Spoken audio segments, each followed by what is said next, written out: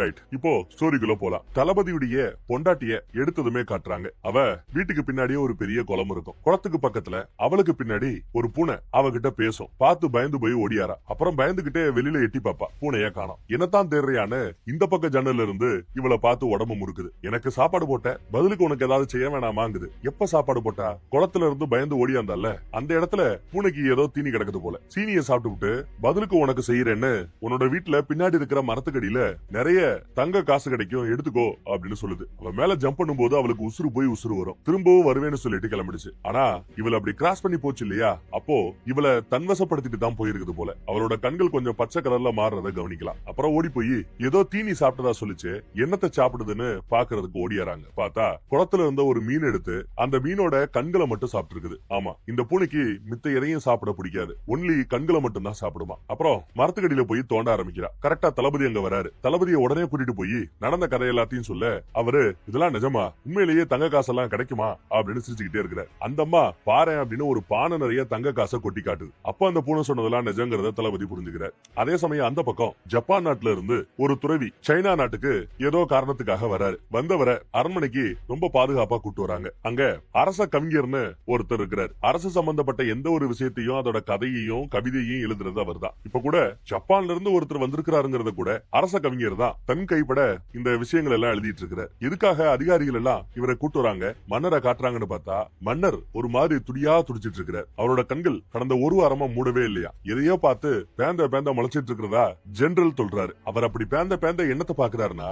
சீலிங்ல இருக்கிற பூனையை தான் பாக்குறாரு. ஒரு கட்டத்துல அப்படியே இந்த பக்கத்துல ஒரு ஜம்ப் அடிப்பாரு. அடுத்த நொடி உசுறு போயிடுச்சு. எஸ், அவர் இறந்து போயிட்டார். ஆனா ஜெனரல் என்ன சொல்லிட்டாருன்னா, இது அமானுஷ்யமான சாவு. மன்னருக்கே இப்படின்னு வெளியில தெரிஞ்சா பிரச்சனையாகும்னு நோய்வாய்ப்பட்டு இறந்து போயிட்டதா எழுதணும்னு சொல்லிட்டார். மன்னரோட படுக்கைக்கு சுத்தி நிறைய வைரக்கல்லு மாதிரி ஏதோ விழுந்து கிடந்து ஜொலிக்கும். அது நம்ம சுரவியோட கால்லையும் அரகரையா ஒட்டி இருக்கும் போல. அதை கூட கழுவிட்டு போங்க அப்படிங்கிறாப்ல ஜெனரல். வைரமா, உப்பா, இல்ல கண்ணாடி தோள்களா என்னன்னு தெரியல. ரொம்ப தூரமா இருந்து அதையெல்லாம் அவர் நினைச்சு பார்த்துட்டு இருக்கிறார். அப்போ அரச கவிஞர் வந்து, இவங்க சொல்றதெல்லாம் என்னால எழுத முடியாது, உங்களுக்கு தான் கொஞ்சம் இதுல நாலேஜ் ஜாஸ்தி, அறிவு ஜாஸ்தி, சோ நீங்க சொல்லுங்க அப்படின்னு கேக்குறாப்ல. எத்தனை வருஷமா அரச கவிஞரா இருக்கிறீங்கன்னு கேட்டா 3 வருஷம்னு சொல்றாரு. மன்னர் செல்லப்பிராணியா பூனையை வளர்க்கிறாரேன்னு சொல்லும் போது அப்படியெல்லாம் கிடையாது அப்படிங்கிறாரு கவிஞர். அப்ப இது என்னன்னு காட்டுறாப்ல. கருப்பு கலர்ல பூனையோட முடி, அப்புறம் அங்கங்க காலடி தடம் இருக்கிறதையும் காட்டுறாரு. அரண்மனையில சுத்தி தெரிஞ்சிருக்குது.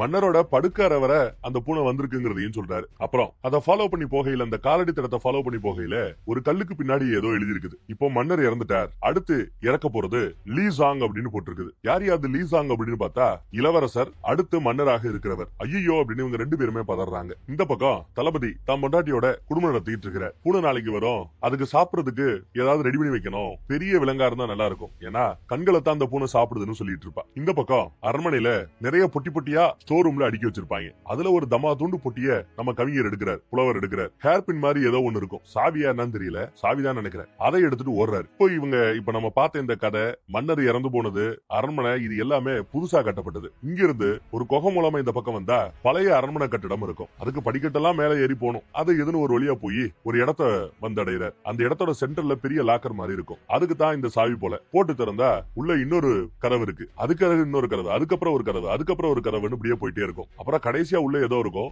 அதே சமயம் அவங்க ஒரு மேஜிக் பண்ணிருக்காங்க போல. பாதுகாப்புக்காக ஒரு இசைக்கருவி தானா எந்திரிச்சு மியூசிக் வாசிக்க ஆரம்பிச்சிடும். அந்த சத்தம் சுத்தி இருக்கிற காவலர்களுக்கு கேட்க அவங்க என்ன சத்தம்னு இந்த பக்கம் திரும்புறாங்க. இந்த பழைய கட்டடத்தை பாக்குறாங்க. அதுக்குள்ள நம்மால அந்த இசைக்கருவியை புடிச்சிடுறாரு, மியூசிக்கல் இன்ஸ்ட்ருமெண்ட். அதே நொடி மேல இருந்து லைட்டா சலசலப்பு தெரியும். டப்புனு உள்ள போய் அவ்வளவு பாதுகாப்பா இருந்த ஏதோ ஒண்ண அந்த கவிஞர் எடுத்துறாரு. அப்புறம் பார்த்தா மேல இருந்து ஊசி மாதிரி சரக்கு சரக்கு சரக்கு கீழே குத்துது பாருங்க. நல்ல வேலை அவன் மேல எதுவும் படல. எடுத்துட்டு ஓடலான்னு பார்த்தா கீழே வேலையாட்கள் சில பேர் வராங்க, என்ன சத்தம்னு தெரிஞ்சுக்கிறதுக்காக. அதே சமயம் பூனை ஒண்ணு மேல தெரியறத பார்த்துட்டு, கருப்பு கலர் பூனை, ஓ பூனையா அப்படின்னு அவங்க திரும்ப போயிடுறாங்க. நம்மால எப்படியோ எஸ்கேப் ஆயிட்டாரு. புலவர் கவிஞர் ஒரு வழியா எஸ்கேப் ஆயிட்டாரு. அடுத்த நாள், எப்பா நீ சொன்னதை ஒத்துக்கிறேன், காவலர்கள் நேத்து பணியில இருந்தவங்க, வேலையில இருந்தவங்க கருப்பு கலர்ல பூனையை பார்த்ததா சொல்றாங்கிறாப்ல. அப்புறம் வேற என்ன பேசிக்கிறாங்கன்னு விசாரிக்கிறாரு நம்ம துறவி. படை தளபதியோட வீட்டுல பேசக்கூடிய ஒரு கருப்பு கலர் பூனை இருக்கிறதாவும், பதிலுக்கு ஏதோ தங்க காசு கொடுக்கறதாவும் ஒரு புரளி இருக்குது. அவங்க வீட்டுல வேலை பார்க்கிற வேலைக்காரங்க மூலமா அந்த புரளி பரவறதா சொல்றாரு கவிஞர் புலவர். இத பத்தி எல்லாம் நீ எப்போ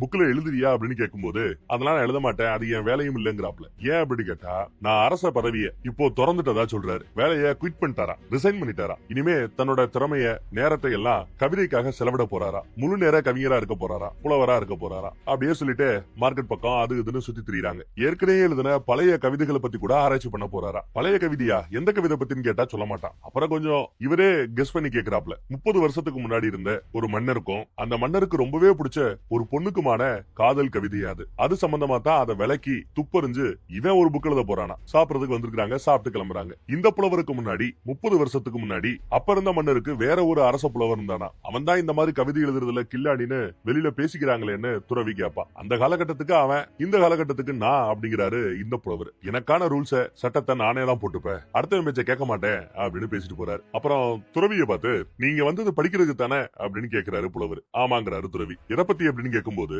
இங்க ஒரு கோயில் இருக்குதான், அந்த கோயிலுக்குள்ள தாந்திரிக புத்தகங்கள் இருக்கிறதா, அதை பத்தி படிக்கிறதுக்காக வந்திருக்கிறதா சொல்லுவாரு. அந்த கோயிலுக்குள்ள யாருமே போக கூடாதான், வெளிநாடுகளுக்கெல்லாம் போய் படிச்சு அறிவெல்லாம் அப்படியே உருக்கி ஒத்தவர் எடுத்தவர் அவரு. தான் கத்துக்கிட்ட அந்த வித்தை எல்லாத்தையும் சிசிய பிள்ளைக யாருக்குமே சொல்லிக் கொடுக்கல. யாப்பா சொல்லிக் கொடுக்கலன்னு கேட்டா, இதையெல்லாம் கத்துக்கிற தகுதி படைத்த சிஷியர்களை தான் பார்க்கல அப்படின்னு சொல்லி யாருக்குமே கத்துக் கொடுக்கலையா. அதனால அவர் சம்பந்தப்பட்ட அந்த விஷயங்கள், அந்த கோயில், இது எல்லாத்தையுமே மூடியே வச்சிருக்காங்க. யாரும் அதுக்குள்ள போறது இல்லையா. அப்புறம் மார்க்கெட் பக்கம் ஒருத்தர் மேஜிக் பண்ணிட்டு இருக்கிறார். விதைய மக்களுக்கு முன்னாடி அசால்ட்டா தூவி மண்ணு போட்டு மூடி அதுக்கு மேல தண்ணியை ஊத்தி அடுத்த நொடியே அதை வளர்ந்து காட்டி அதன் மூலமா தர்பூசணியே வளர்த்து காட்டுறாரு. அந்த பழத்தை வெட்டியும் காட்டுறாரு. எல்லா பேரும் கைத்தட்டி ஆர்ப்பரிப்பாங்க. ஆனா துறையை மட்டும் பெருசா எதுவும் காட்ட மாட்டார். என்னன்னு கேட்டா, இதெல்லாம் கண்கட்டு வித்தங்கிறாப்ல. அதை கேட்ட அந்த மெஜிஷியன், அந்த மேஜிக் பண்றவன், இந்தாங்க பழம் எடுத்துட்டு போங்கன்னு வாப்ல. இல்ல எனக்கு வேண்டான்னு வாரு அவரு. வாங்குறதுக்கு பணம் இல்லன்னு வாரு. நான் தரேன்னு நம்மளால பணத்தை எடுக்கும் போது, இங்க பாருங்க, நான் கண்கட்டு வித்த பாக்குறவன், அது மூலமா காசு பாக்குறவன். என் வித்த உங்ககிட்ட வேலை செய்யல, அதனால உங்ககிட்ட காசு வாங்குவனா ஓசி தான், இந்தாங்கன்னு பழத்தை கொடுக்குறாப்ல. ஆனா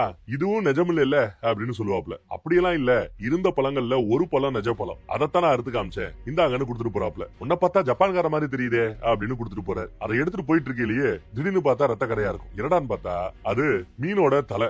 ஐய, கடைசியில அவன் கண்கட்டு வித்தையை என்கிட்டயே காட்டிட்டானேன்னு துறவியுமே ஒரு செகண்ட் ஆச்சரியப்படுறாரு. இதை கொண்டு போய் வீசலான்னு போனா அதுக்குள்ள அது மறுபடியும் தர்பூசணியா மாறி இருக்கு. இவர் கையில இந்த ரத்தமும் காணாம போயிருக்கு. என்னையா அது பயங்கரமா இருக்கே அப்படின்னு மறுபடியும் புலவர் ஓடியாரு. இவ்வளவு விஷயம் நடக்கிறது சாத்தியம்னா பேசக்கூடிய பூனை இருக்கிறதும் சாத்தியம் தான். இப்ப நான் அதை நம்புறேன். அந்த தளபதியோட பேர் என்ன, அவன் வீட்டுக்கு போகணுமே அப்படின்னு பேசிட்டு இருக்கிறாப்ல. முதல் தளபதியை பார்க்கலாமேன்னு முடிவு பண்ணி தளபதியை பாக்குறதுக்காக வராங்க. அதுக்குள்ள தளபதி குதிரை ஏறி கிளம்பிட்டார். எங்கேயா போறாருன்னா ஏதோ ஒரு உல்லாச விடுதிக்கு போறாரு போல. பின்னாடியே ஃபாலோ பண்ணி நம்ம ஆட்களும் வராங்க. படகுகள் எல்லாம் தாண்டி போனோம். ஒரு வழியா தாண்டி அந்த உல்லாச விடுதிக்கு வந்தாச்சு. அங்கேயும் ஏதோ மேஜிக் நடக்குது. ஏதோ தன் கட்டுக்குள்ள கொண்டு வர ஏதோ ஒண்ண டீ மாதிரி ஊத்தி கொடுக்கிறது. ஏதோ ஒண்ணு அதுல இருந்து அப்படியே பச்சை கலர்ல ஒண்ணு அங்க ஒரு ஆட்டக்காரியோட உடம்புல இறங்குறத கவனிக்கலாம். சோ ஆட்டக்காரியும் ஏதோ ஒண்ணுக்கு அடிமையாயிட்டா. நம்ம ஆட்கள் அப்பதான் அங்க வந்து சேர்றாங்க. தளபதியும் வீரர்களும் டான்ஸை ரசிச்சிட்டு இருக்காங்க. நம்ம ஆட்களும் வந்து கவனிச்சிட்டு இருக்காங்க. அந்த பொண்ணு கீழே விழ போக நம்ம ஆளு தூக்கி விடுவாரு. கூடவே அழகா டான்ஸ் ஆடியும் காட்டுறாரு. இசையை ரசிப்பாரா. ஆனா மித்தாட்கள் வந்திருக்கிறது பொண்ணுங்களை ரசிக்கிறதுக்காக. அப்போ பாதிக்கப்பட்ட ஒருத்தி டீ ஊத்தி கொடுக்கறதுக்கு வரா. ஊத்தியும் கொடுத்தாச்சு. ஆனா அவர் குடிக்காம ஆட்டக்காரியை பார்த்து நல்லா ஆடுன இந்தா குடின்னு கொடுக்குறாப்ல.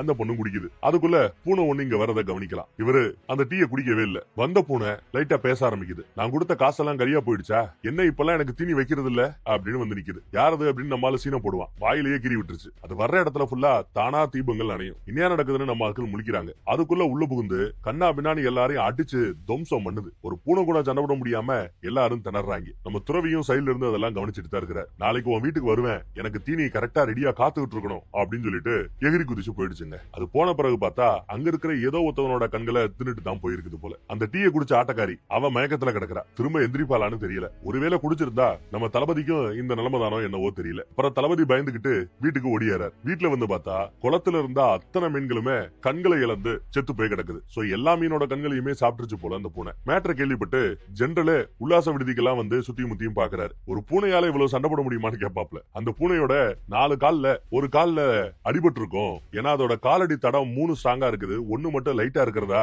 துறவி சொல்லுவார். இறந்து போன அரசர் கூட பூனையை பார்த்து பயந்துதான் நீங்க சொன்னீங்களேன்னு கேட்கும்போது துறவி ஆமாங்கிறாப்ல. உடனே அவர் போய் அரச புலவரை பார்த்து, அப்ப எங்க தப்புதான், நீங்களும் பூனைய சம்பந்தமா ஏதோ சொன்னீங்க, நாங்க தான் கேட்காம உங்களை வேலையை விட்டு துரத்தி விட்டோம்னு மன்னிப்பு கேட்கிறாரு ஜெனரல். ஆக நம்மால வேலையை விட்டு சைன் பண்ணல, அவங்க தான் வேலையை விட்டு துரத்தி இருக்கிறாங்கிற உண்மை தெரிய வருது. துறவி அதை கேட்டுவிட்டு கையெடுத்து கும்பிட்டு சிரிக்கிறார். அடுத்து இளவரசர் ஒருத்தரை மறுபடியும் மன்னராக்கி இருக்கிறாங்க. ஆனா பிரச்சனை என்னன்னா இளவரசர் இப்போ அவங்க அப்பா மாதிரியே பேச்சு மூச்சு இல்லாம கிடக்குறாரா. இது என்னையா வம்சத்துக்கு வந்த சாவமா அப்படின்னு ஜெனரலே யோசிக்கிறார். இங்க பாருங்க, இந்த துறவி ஜப்பான்ல இருந்து வந்திருக்கிறாரு. பேய் பிடிச்ச அந்த பூனையை இவரால விரட்ட முடியும், எங்களுக்கு வாய்ப்பு கொடுங்கன்னு கேட்க சரி பண்ணுங்கன்னு அவர் சொல்லியிருப்பார்.